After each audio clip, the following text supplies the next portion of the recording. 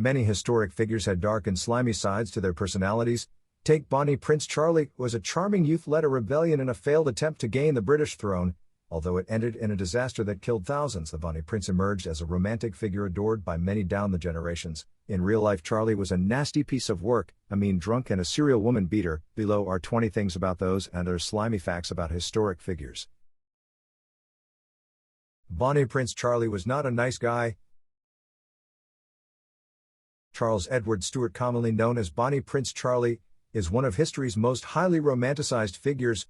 Grandson of the last Catholic British monarch, the exiled King James II, Charles was the last serious Stuart dynasty claimant to the British throne. Stuart supporters, known as Jacobites, frequently rebelled against Britain's new ruling dynasty, the Hanoverians. The last such rebellion in 1745 to 1746, led by Charles himself as a young man in his mid-20s, culminated in catastrophic defeat at the Battle of Culloden in 1746.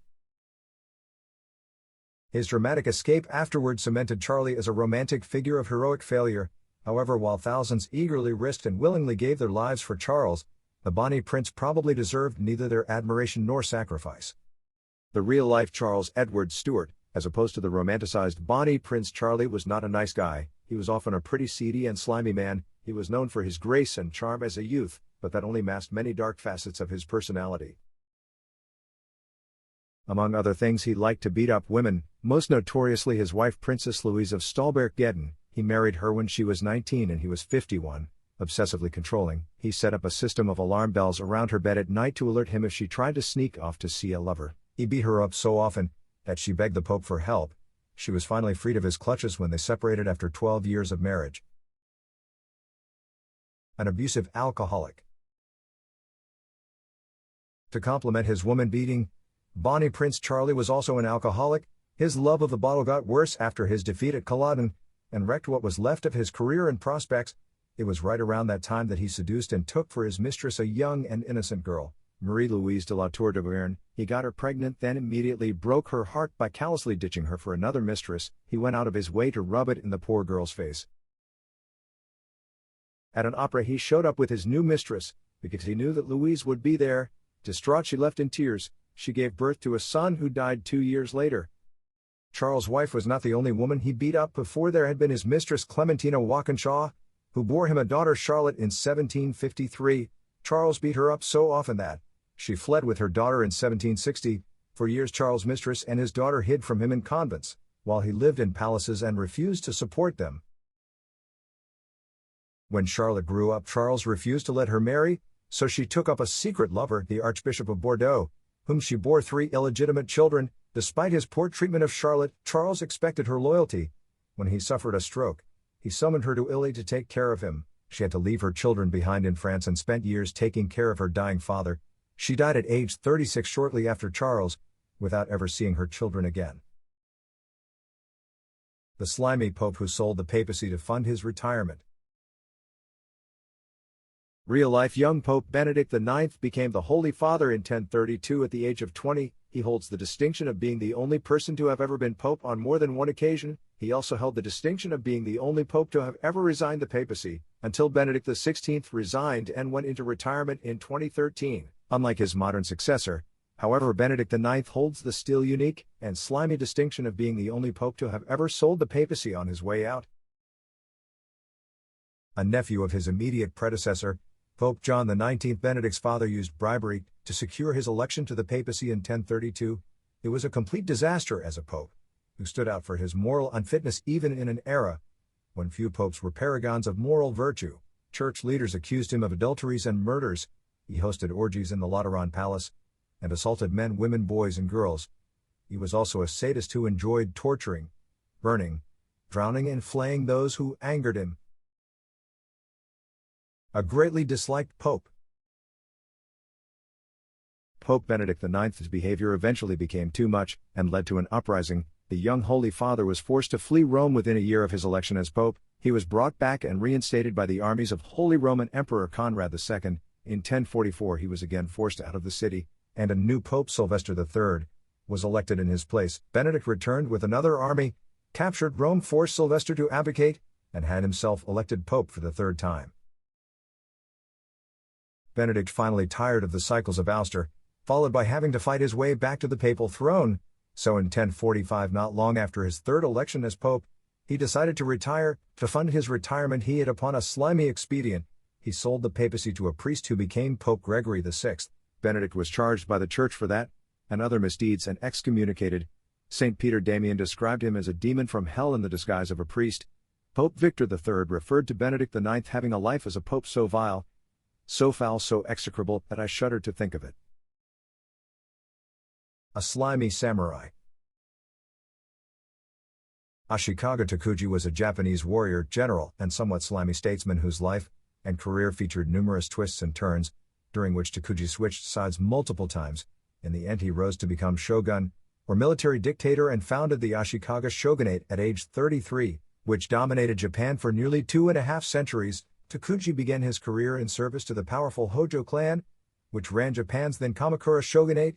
In 1333, the Hojos tasked him to end a civil war against Japan's figurehead emperor. He came to dislike the Hojos, however, and switched sides. He joined the emperor, and with Takuji's help, the Hojos were defeated and compelled to commit suicide, ending the Kamakura shogunate. The emperor was restored to power and established the first imperial government that wielded both military and political power since the 10th century. For his troubles, however, Takuji was rewarded with an accusation of having murdered an imperial prince while campaigning. He responded by switching sides once again, and turning on the emperor whom he had only recently restored to the throne. He defeated the emperor, reduced him once again to a figurehead, assumed the military dictatorship of Japan, and founded the Ashikaga shogunate, which ruled the country from 1338 to 1573. Russia's greatest poet. Russia's greatest poet, Alexander Sergeyevich Pushkin, was also an outstanding novelist, short story writer, playwright, and dramatist. He is deemed the founder of modern Russian literature. His verse and prose addressed conflicts between personal happiness and duty, the rebellion of loners against the system. They teamed with vigorous life-affirming themes such as the triumph of human goodness over oppression, and of reason over narrow-minded prejudice. A born aristocrat, Pushkin was a descendant of Abram Ganabal, an African kidnapped and sold into slavery as a child, who ended up in Istanbul. From there he was taken to Russia and presented as a gift to Peter the Great. The Tsar adopted Ganabal and raised him in the imperial household as his godson. He rose to prominence as a general and courtier in the reign of Peter's daughter Elizabeth. Ganabal led an extraordinary life, which was described in Alexander Pushkin's biographical novel The Negro of Peter the Great. Precocious, Pushkin published his first poem at age 15, while a student at the elite Tsarskoye Selo Lyceum. While still at the Lyceum, he began his first major work, the romantic poem Ruslan and Ludmilla, which used folkloric Russian themes of an epic hero overcoming numerous obstacles to rescue his bride. It flouted accepted genre rules, rejected the traditional Russian style of classic poetry, and broke barriers against the use of colloquial speech and verse. It was violently attacked, but it brought Pushkin fame and cemented his place as an innovator. A rising star, his life was cut tragically short, as seen below, at the hand of his slimy brother-in-law, Georges Danth, as a French officer in Russian service.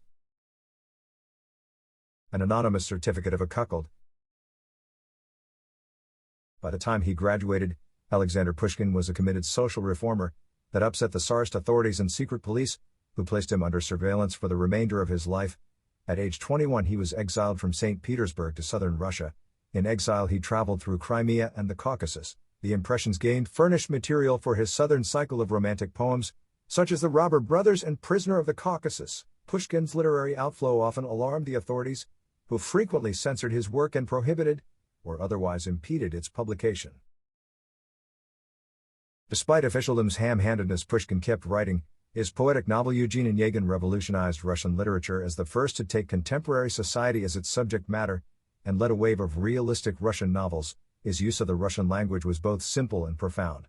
It became the foundation of the style adopted by novelists such as Leo Tolstoy and Ivan Turgenev. Pushkin's tragic end began in 1836, when he received an anonymous certificate of a cuckold, which alluded to the infidelity of his wife, Natalia Pushkina née Goncharova. The good guys and romantic heroes don't always win. Georges Danth, as a French officer serving in the Russian army, had been publicly pursuing Pushkin's wife Natalia, a beautiful, flirtatious, and frivolous woman.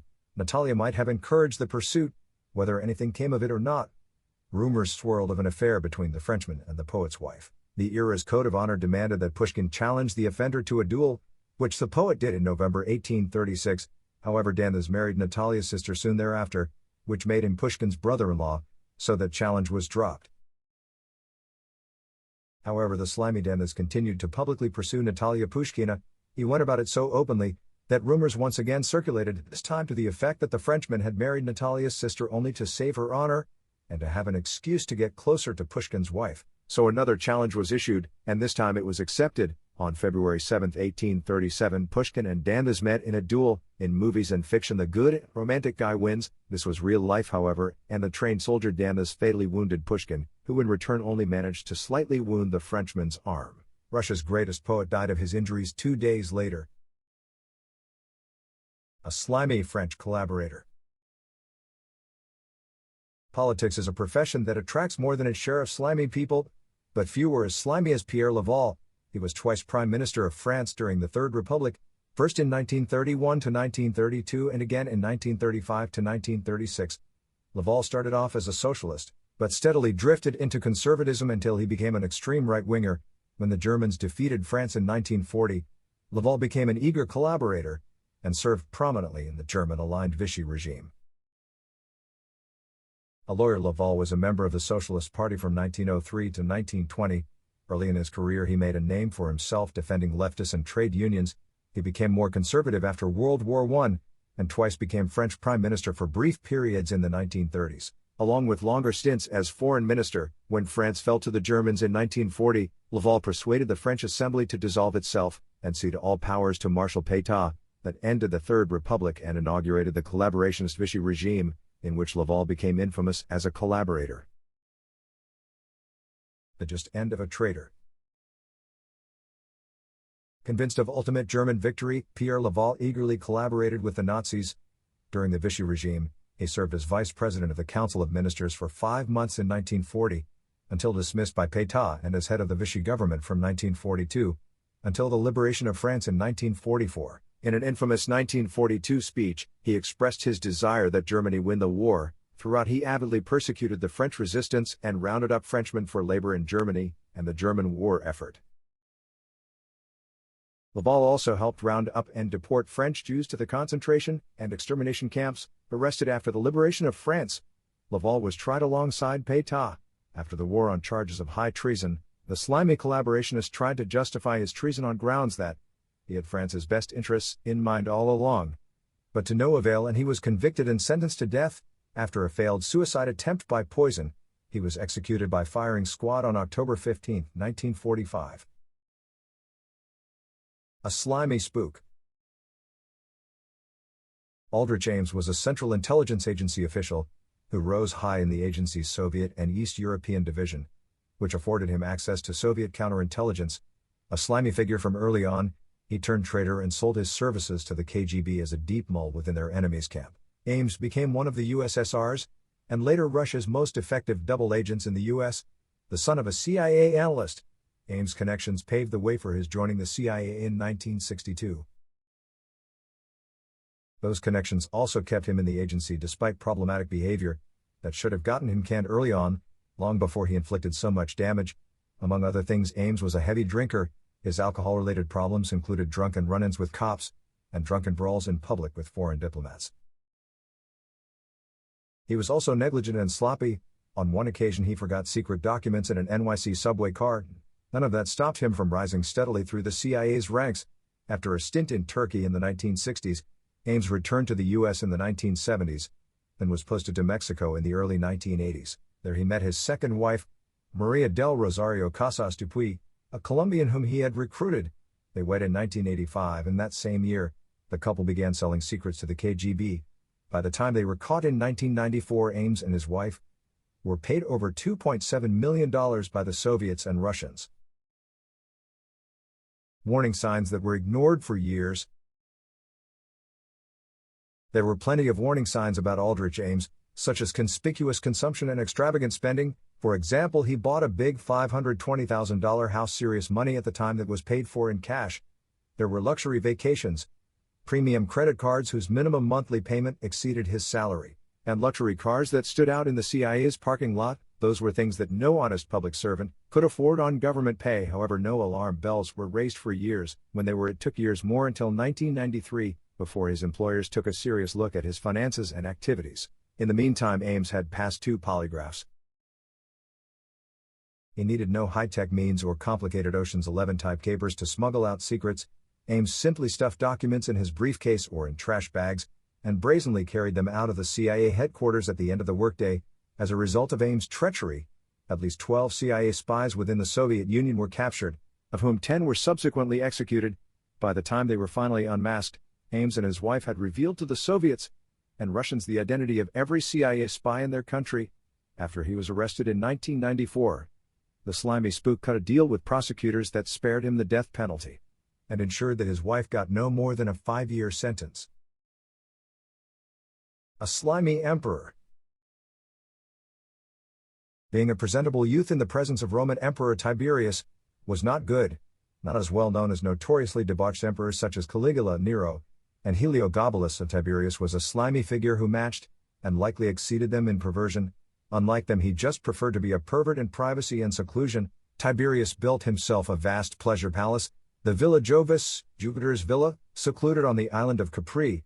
There he wallowed in all kinds of perversions, but particularly pedophilia with children of both sexes. Among other things, he had toddlers trained to dive underwater, while he was in a pool to nibble at him as he swam. He called them his minnows.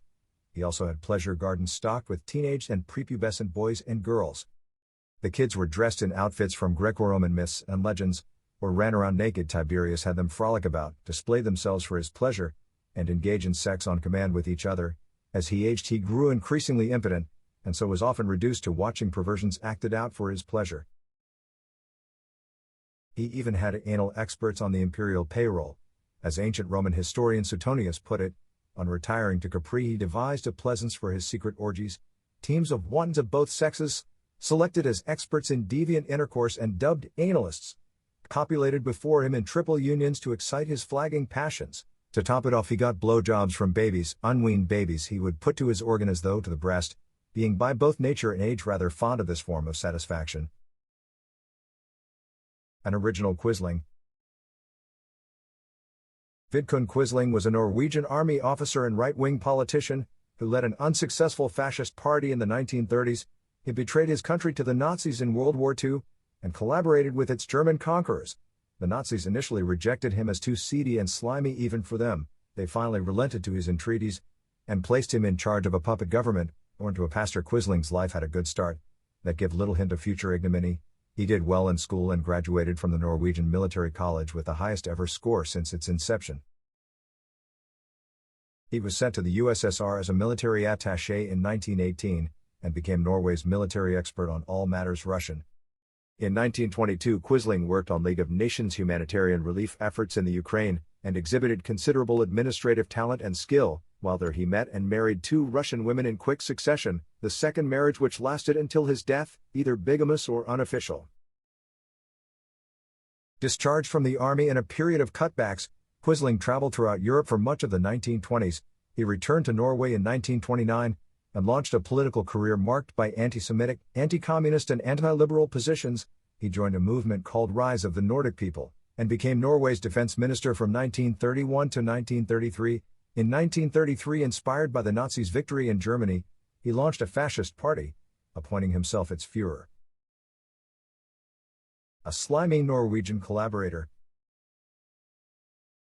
Quisling's party never won more than 2% of the vote, which made him increasingly bitter and frustrated with his countrymen. In late 1939, he flew to Berlin, met with Hitler, and offered to assist the Germans if they tried to seize Norway. The Nazis, aware of his lack of support in Norway, were noncommittal. When Germany invaded Norway in 1940 and its government fled into exile, Quisling opportunistically tried to set up a collaborationist government. He was ignored by all, including the German occupiers. It took 2 years of wheedling before the Nazis finally recognized the Slimy Pope in 1942 as Norway's minister-president of a puppet regime. In that position, Quisling did all he could to please his masters, including eager cooperation in their deportation of Norway's Jews to death camps. Captured after the war, he was tried and convicted of treason, murder and embezzlement and executed in October of 1945. His name became synonymous with collaboration and treason. To this day, a Quisling is used as an epithet to denote a traitor, not a run-of-the-mill traitor such as calling somebody a Benedict Arnold. However, instead a Quisling denotes a traitor of the lowest, grubbiest, and most despicable kind, one who lords it over and represses his own people on behalf of an enemy, eager to please with shameless displays of bootlicking obsequiousness. A slimy pedophile pope. Pope Julius III began his career as a diplomat, and eventually became Holy Father from 1550, until his death 5 years later. As Pope he took some half-hearted stabs at reforming what had become a notoriously corrupt Catholic Church. However, he much preferred to spend his time in the pursuit of pleasure. In his case, pleasure meant pedophilia with adolescent boys, and his notorious pedophilic pursuits tarnished his reputation and that of the Church. Born Giovanni Maria Ciocchi del Monte, he was a nephew of an influential archbishop and cardinal, who helped him ascend the church hierarchy. He became a cardinal in 1536, and a papal legate who undertook various diplomatic missions on behalf of the Holy Father.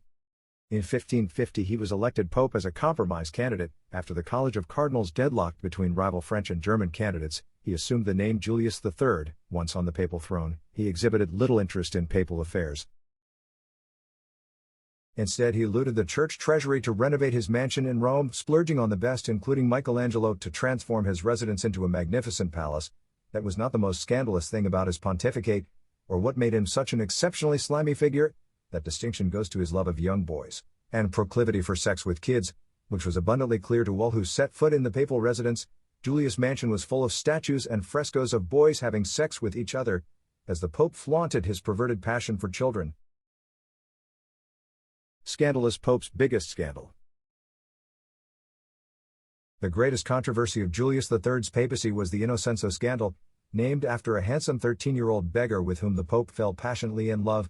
He had the street urchin adopted into his family, then made the uncouth and barely literate Innocenzo a cardinal, and showered him with church offices and benefices. The boy shared the Pope's bed, and on the rare occasions when he was absent from Rome, Julius fretted until he returned with the impatience of a lover pining for a mistress.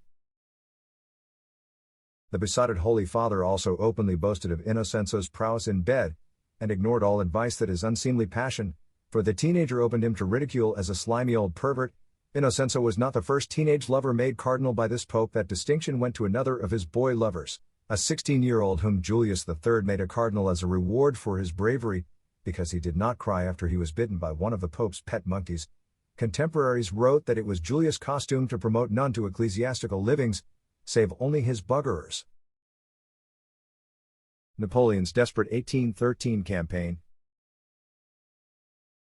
Napoleon infamously invaded Russia in 1812, which he entered with 685,000 men, only to come out with 120,000 cold and hungry survivors.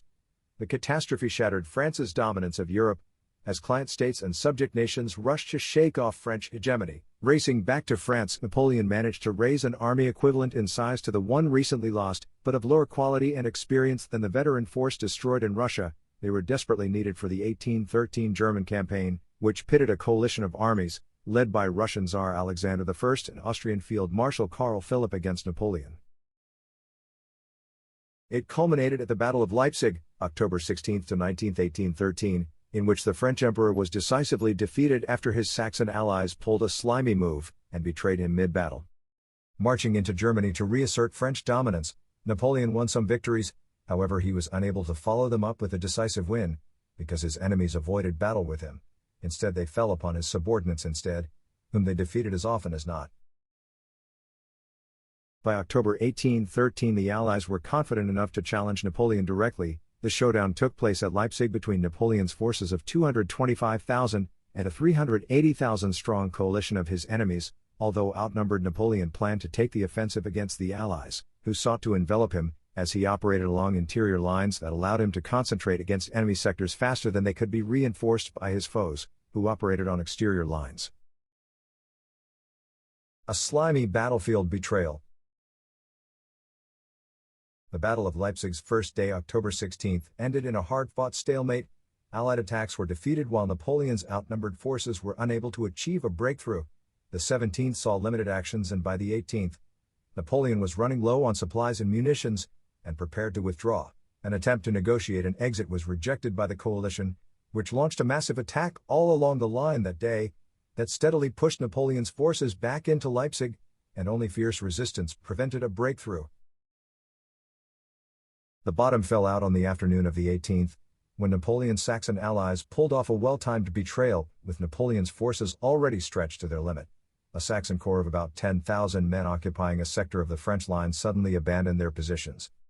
The Saxons deserted Napoleon and marched out to meet the Allies. It might have been dishonorable and slimy, but it was highly effective. With a gaping hole now suddenly appearing in their lines, Napoleon's forces had to abandon that entire sector. That night, with their positions untenable, they began a retreat. It went smoothly at first, but the next day, incompetence led to the premature blowing up of a bridge, while it was still crowded with retreating Frenchmen. The result was a panicked rout in which thousands were killed, while tens of thousands more were stranded on the wrong side of the destroyed bridge and captured. It transformed the battle from an arguable tactical draw into a disastrous French defeat. The greatest conquistador. Spanish conquistador Hernán Cortés pulled off one of history's most slimy and most effective moves in his conquest of Mexico. Its victim was Emperor Montezuma II, ruler of Tenochtitlan and the Aztec Empire from 1502 to 1520. The result was the native empire's destruction and replacement by a vast Spanish domain in Mexico. While Cortés amassed extraordinary wealth and power, it began in February 1519, when Cortés landed with a small force on Mexico's eastern coast near today's Veracruz, and subdued that region. The Spaniards then proceeded to march inland towards the Aztec capital of Tenochtitlan, defeating and allying with the natives en route. By the time he reached Tenochtitlan, Cortés had a large native army. Round a corps of Spaniards, Montezuma, indecisive since he heard the first reports of Cortés' arrival, invited him and his Spaniards into Tenochtitlan in November 1519. He hoped to better understand them and their weaknesses. Foolishly, he plied his guests with lavish gifts of gold that only served to excite their lust for plunder.